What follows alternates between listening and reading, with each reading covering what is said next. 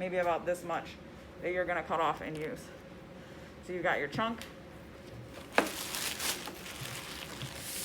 To wedge the clay, you really wanna be standing up. It's a lot easier if you can stand. It's okay if you don't have my face. You wanna push down and forward. It's a skill, it'll take you a little while to get used to it, but you're gonna push down and forward. You're gonna bring the clay back on top of itself and push down and forward again. Don't get stressed out if you're having trouble with any of the skills at first. Just remember, I make everything look a lot easier than it is because I've been doing it for a long time. It should always kind of look like it's got these like bull horns. So you want to make sure that it looks something like this. Notice that all the clay is kind of together. It's not like flattened out all over the place. So when you're pushing, you want to make sure you're pushing down and forward, kind of at an angle. I suggest you don't use your arms to make a lot of the movement, that you really use your body weight to really push it. You'll kind of go this way. If you're using a t-shirt or a pair of jeans or something at home, you might have to hold it down when you try to peel the clay back up. In the back, we've got canvas that's nailed to the tables, so you won't have that problem with it coming up. But really make sure that you're not flattening it out like a pancake. You do it one direction a couple times, and then you do it another direction. Every single time you get clay, you've got to wedge the clay. So it's helpful when you're wedging a little bit more. It's hard to do it one-handed. It's hard to know sometimes when it's done, but I'm not Superman, you're not Superman.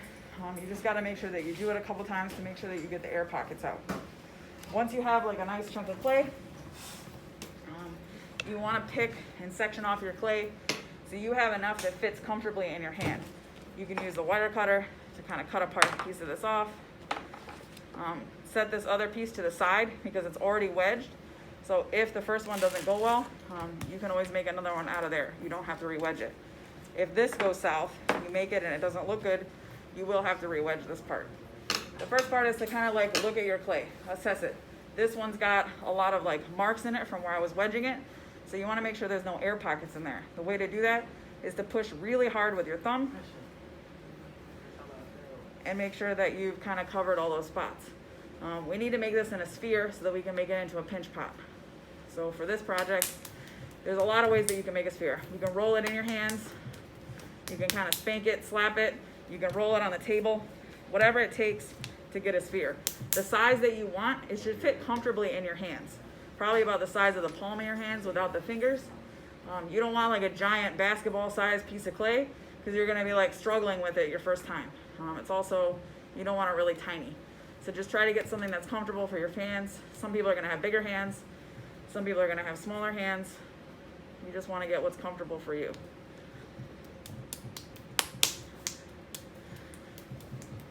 So really work it, try to get it into a ball. If there's any weird dents on the surface, use your thumb to kind of smooth that stuff out.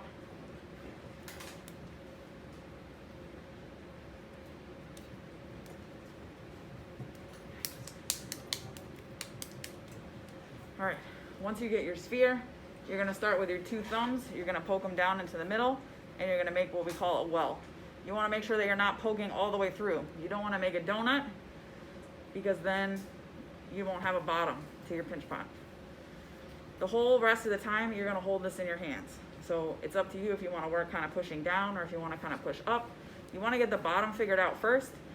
Again, if I push down with my thumb, I'm supporting the wall on the outside with my fingers. If I was pushing more with my fingers, I'd make sure that my other hand or my thumb was on the inside. You're gonna keep rotating it and kind of pinching it. You wanna kind of be pushing down, use your hand to support it so you can get a good bottom. Again, you don't want it to be super thick. You don't want it to be super thin.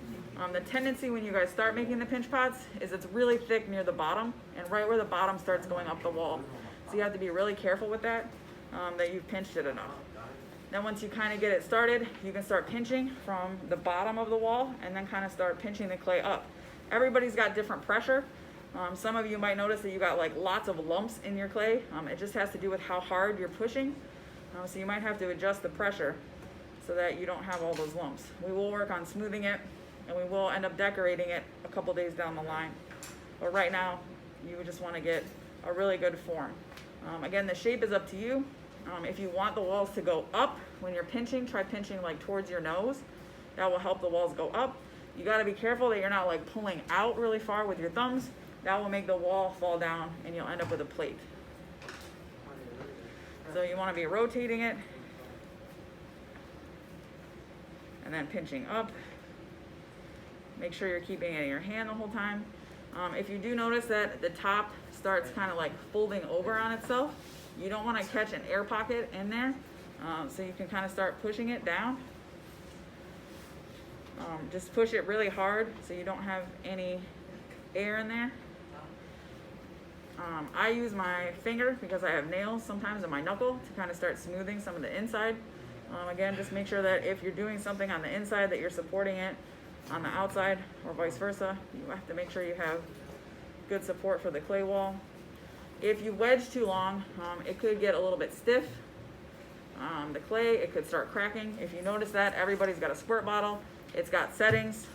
You want like a mist setting where it just kind of like poofs in air rather than just a stream. You got to be careful that you're not adding too much water. You may have problems where the top starts cracking. So if you do that, then you want to mist a little bit of water and then rub it with your thumb or your fingers to kind of get rid of that.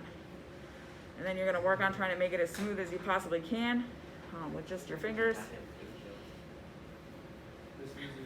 Hold on. And then when you're all the way done, it's really important that you get your name on the bottom. So for me, I would write L. Lindsay on the bottom. You would write your name, and then it's important that you put whatever period you're in. So this is A5. So you'd want to make sure that you put A5. Right now, the clay is really wet and it will probably get smeared, but it's good practice that you start putting the stuff on it for when you turn it in. So you have to keep kind of double checking that it's there. It's important that you're wrapping up your project when you're done. If you think this one's pretty good, you can set it to the side once you're in class, but before you leave, you have to make sure that you wrap it up. If you're at home and you're using like regular plastic bags, like Publix bags or Walmart bags or thank you bags, they're pretty thin. They're like really thin plastic. So I suggest you double or triple up the bags. One of these bags alone is not enough. If you're in the classroom behind Riley over there, in that bottom cupboard is where all the plastic bags are.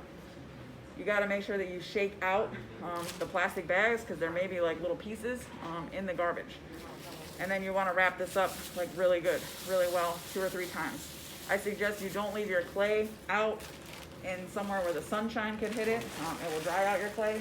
I also suggest if you're at home, here we've got cubbies and shelves for your work, but I suggest you get some kind of box or container that you'll be able to put your plastic wrap projects in to kind of keep them safe. When you do start working and wedging on your piece of canvas or on a t-shirt or whatever you have, you're gonna get like little pieces, like little clay pieces. We call them schmutz. So you wanna make sure before you start working that you get all of that taken care of. You're gonna have to sweep it off. In the back we've got brushes, but you wanna make sure that these little dry pieces of clay do not get into your clay when you're wedging or you're working. The problem is that has already started to dry, it's 10%, and the clay that you're working with has not dried at all. If the wet clay gets the other clay trapped in it, you're gonna have cracks, and you're gonna have air pockets. So you gotta be really careful.